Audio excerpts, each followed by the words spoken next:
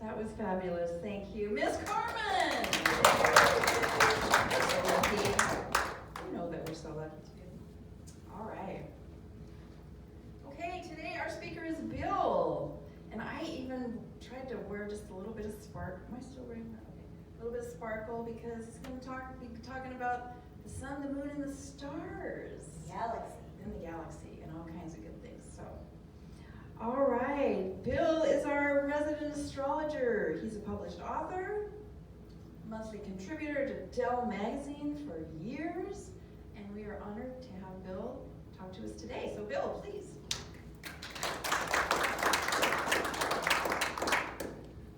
Okay, let's see. I got my notes over here. I'll be fine on that. Is that okay on the sound? Yeah. Well, hello. Hello. Today we're going to talk about the size of God. This was based on work from my best friend from college, Larry L. Adams. And he was a songwriter, a historian, a well-read person. He actually taught me, we worked on the paper together in college, and that's what got me interested in cartooning and writing. So he's the best friend I ever had. Do we need to be that close? Yeah. Oh, okay. We're experimenting with recording here. So we're going to talk about the size of God, which is his treatment. If you want to read his Stream of Consciousness 4-page thing, it's on my website, astrovisions.com. Look under the blog, or if you like a printed copy of it, it's quite complex. I had to narrow it down to 20 minutes. So let's start with a few of my things. Some of this will be Larry's stuff, and some of it will be mine. So let's start. Where can we start? 6 trillion years ago, the Big Bang. Is that a good place to start? Yes. Oh, okay. Can't think of anything before that.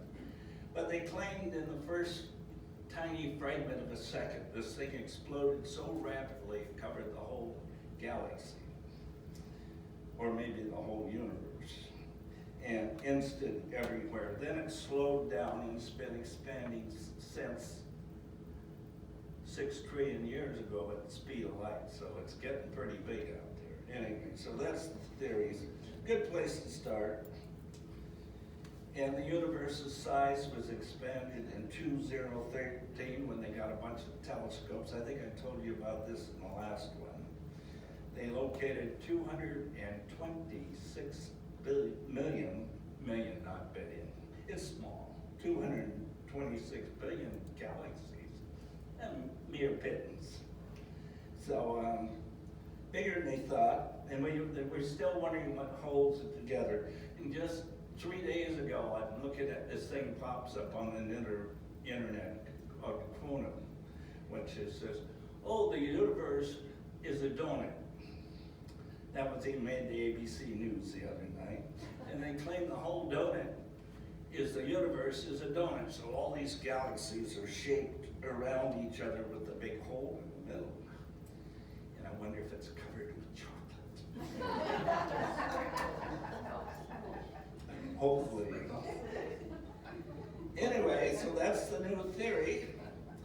And so that's the big deal. So let's kind of go through the process of what happened in our human consciousness and how it's changed over the years, and how it's grown. If you remember my last presentation, it was on the yin-yang and yes-no and the little ganglia in the tapeworm in the middle of the ocean that became conscious of light, and how everything expanded from that to create life as we know it. So, and then the other senses.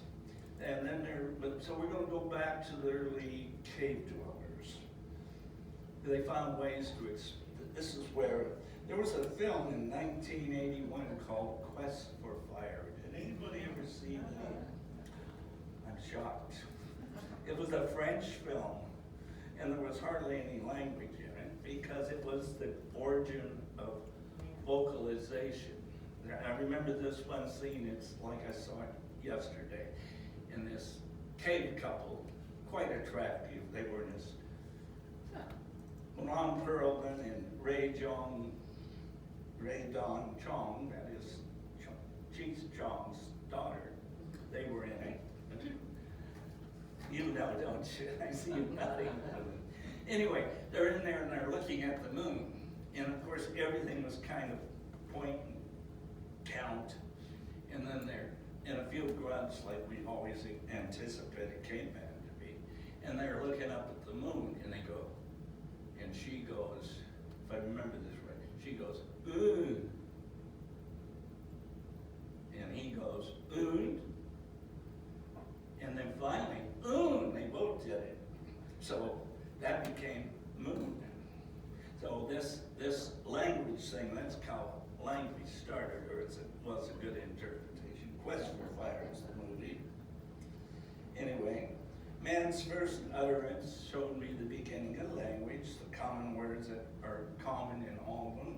There's a soul, song, sun, sun is the English and Japanese for the sun. So we can go through a whole bunch of them. And Larry in his writing says this ineffectual capacity to verbalize our surroundings was about 15,000 years ago. And with this language, the early tribes created fantasy interpretations of places in their environment. They had a grove. It became sacred grove. It was filled with nymphs and leprechauns who played little pranks. Later, the gods became more powerful and they became the controllers of the environment. Hadad, excuse my pronunciation, in Adad were the gods of storm and rain. Dagon and Dagon were the gods of crop fertility. Well, these gods became more beast than human. These battle gods were designed came later to frighten enemies.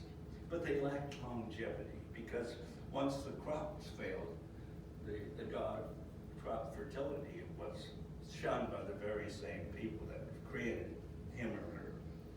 And the same with the one with battles. The god of battles disappeared when they lost a battle. They also lost a lot of soldiers. So anyway, these odd gods were hard to identify or relate to because most of them in this period embodied superstition, not religion. Now, our gentleman Dave here knows a little bit about the Egyptians. They claim title to be one of the earliest genuine religions in the Western world. Anyway, I'm kind of ignoring the Far East a little bit here. They're as well along as not ahead of us. But it was difficult for the humans to identify with their gods because can you identify with a hyena or a jackal? Not so. But there were two groups who managed to come along and earn a little bit of longevity. They were the Hebrews and the Greeks. The Greek gods were immortal and perfect humans. They came down off of Mount Everest to give us advice, superior in wisdom and strength, and us immortal humans down below were bridging the gap between God and man, rather than man and beast. So we took a little step in consciousness there. But this is all Larry's notes. Anyway, as noted, the other group to stay longevity was the Hebrews, the nomadic tribe that claimed that God was not human or animal. When asked his name, he said, I am. That was kind of a strange concept. I am. Hebrew God supported their escape from Egypt. I assume this is the line he had. That's when he took them opened the sea to get them out of Egypt. But his chosen people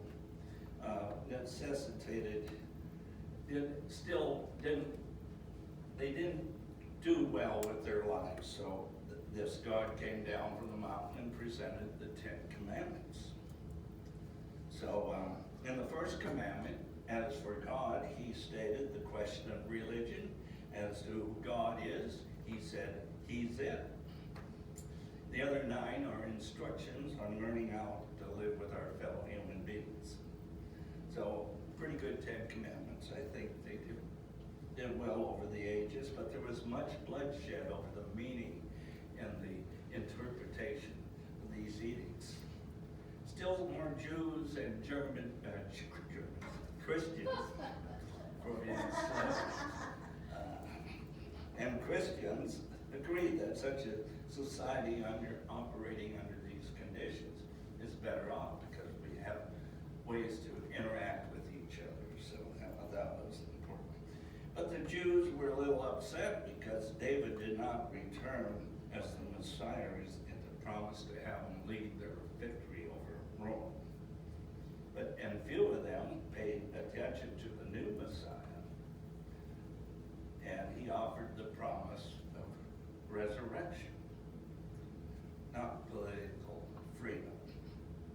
One's faith in God and the actions became a way to ensure the resurrection in place before God. So this was a new attitude. People were getting microphones. Sagittarius rising. Anyway, in the East, this same idea of resurrection was kind of been around for 7 years in what you call karma.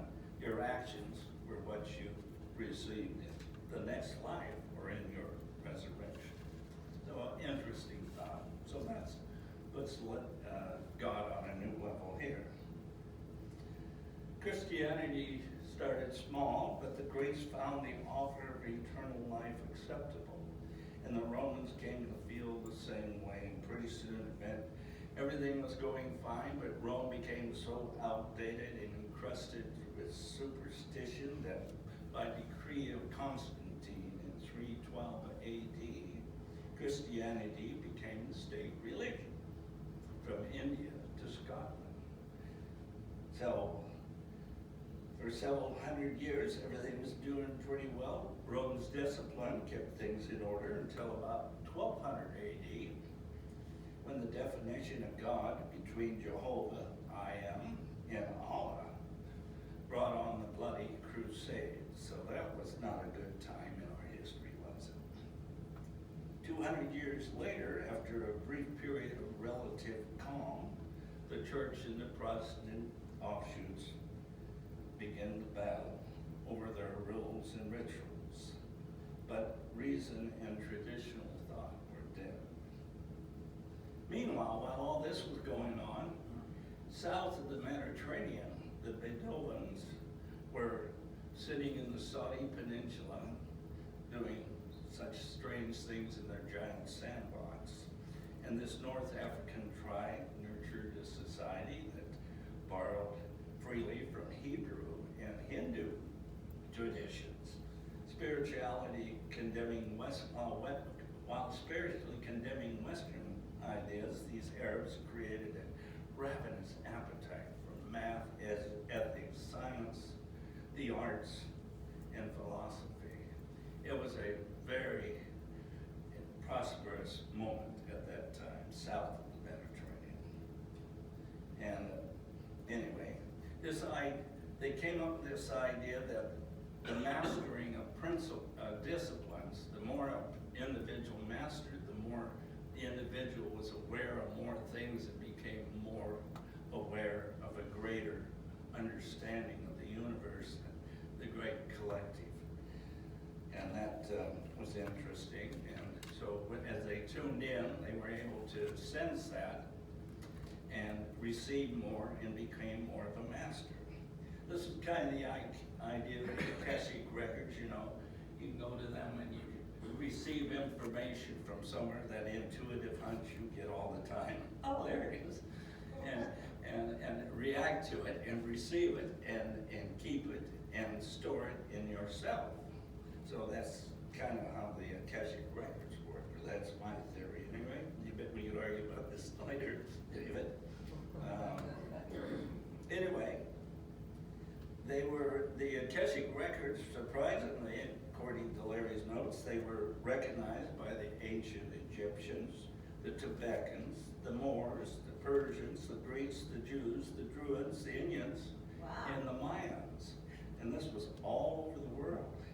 Isn't that interesting that this spread all around the world, from the Far East to the South America. And in this period, it was the Saudi culture, with the words of the poet Rumi, which I've quoted several times. A better than average poet, what do you think, John? And this idea became very acceptable to European cultures. And of course, this inspired the 200-year Renaissance in the arts and science in all of Europe. So that was pretty amazing.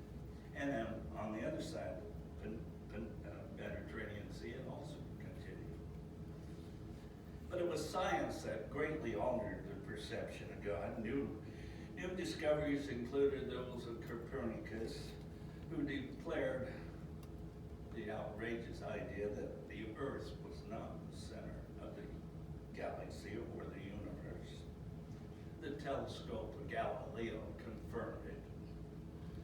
And then in the mid-16th century, Isaac Newton came along and delivered the coup d'etat of, oh my goodness. And he made the assumed assumption that human consciousness was not the creator of all reality. For mankind and our Earth was not the center of the universe. So now we're not thinking of we're all the center, now it's all out there. So this kind of reverses the size of God. We see a bigger idea of God. So the significant placement of man in the scheme of things stretched the cranial capacities of all those who did not accept science. And to add insult, 300 years later, this guy called Charles Darwin comes along on the origin of species, and he announces an equally devastating concept. Man was a product of evolution. Darwin's work debunked the 4,000-year-old myth of the origin of man in the Garden of Eden. Wow, big changes in how we were seeing the world and how we were seeing God. Newton, are we doing fine on time on this? Do you want to stop for a second? Any questions? No, we'll do that later. We can only do short segments, and we got to restart. I'm ready. Okay, we're going again. Newton and Darwin's visions would prove microscopic and very insignificant when we added in the idea of time and motion and put that into the equation. Of course, that was Einstein's theory of relativity. He said the distance between two objects and their gravitational pulls affect each other. So this thing over here affects this. That was the beginning of the quantum entanglement idea, which I told you all that this was confirmed very recently, just like this, I think early this year or late last year, because they saw that an object on this side of the galaxy would turn this way, and the one in the exact plane on this side would turn the other way. Or this would move forward and this one would move backwards. This would move up, this would move down. So everything in every point of the universe was backwards and running in perfect sync with each other. And this was all happening, by the way, at 10,000 times the speed of light. That's what the astrophysicists say. Pretty amazing. Now, so that makes God really, really big, doesn't it?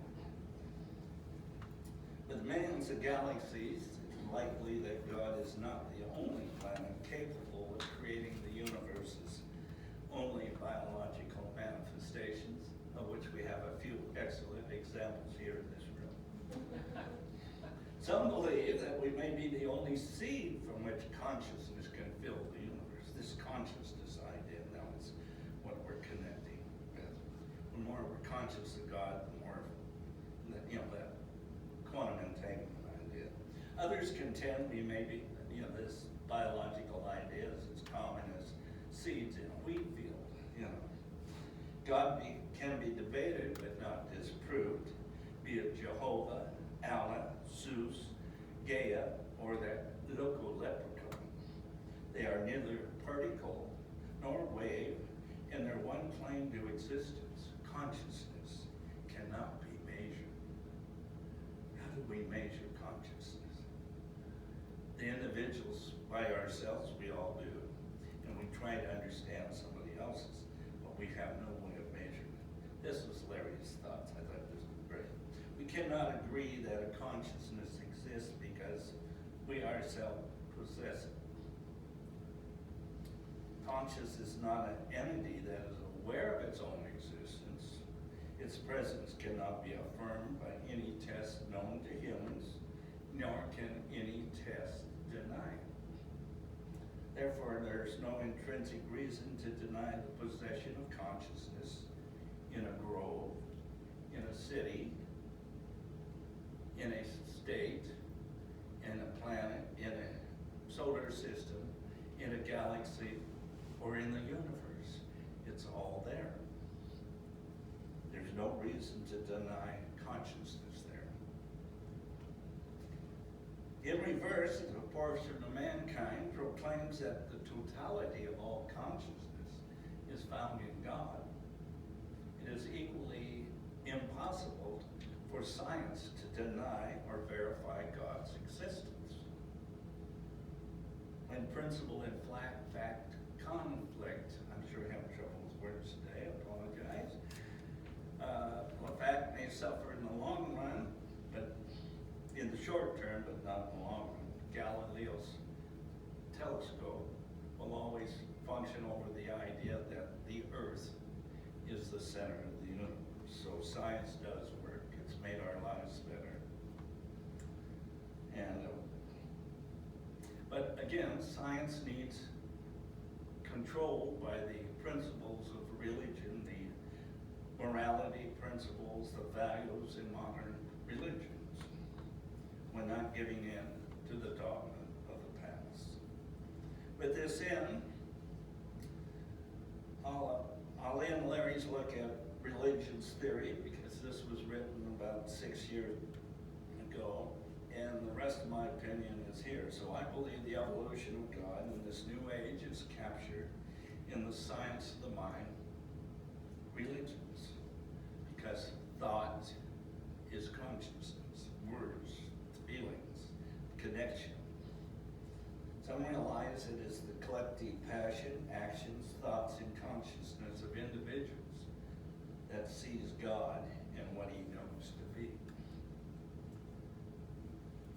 My parents faced World War II and the Great Depression, but they were considered the greatest depression because they were able to conquer a dictator.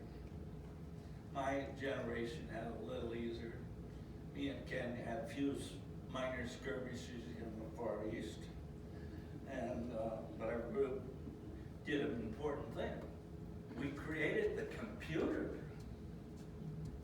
Maybe that's not so good. Well, it has eliminated many tedious tasks in this sitting there all day putting a bowl on it. All that's done with robots and computers. And it's made production much easier, more productive, and probably more resourceful, even though we're producing more. And then, so the kids have taken this computer, our children, our generation's children, and they run their lives with it. They're always on their iPhones. Okay, I'll be back in a minute. Yeah, of course, yeah. Oh, excuse me, I'm on my iPhone. Anyway, they're always connecting. They're always connecting on the internet. But it's Larry's daughter, who is a teacher now, and she's out there teaching today's children. And they have found new ways to help their kids to get rid of their self-induced doubts that they have. They weren't raised in the Depression or World War II, but there's other issues. And they have new ways to help children come along and get over that stuff. I think there's been a great improvement in that, and some problems too. So all the good things that have been done by these people and others is this sense of joy and appreciation and happiness in the omnipotent, omnipotent, and omnipresent consciousness of God, that we will find the answers. Now, before I conclude here, remember my last thing I talked about, that yes and no thing? Yes, no, the bicameral Brian, all of this polarity stuff. Somebody came up to me, Asper, I said, everything is yes and no. You got your nerves that say shut off and turn on. The synapses in the brain shut on and turn on. So this yes-no thing is going on. Somebody came up, I keep thinking it's John, maybe it wasn't, but it came up and says, how about maybe?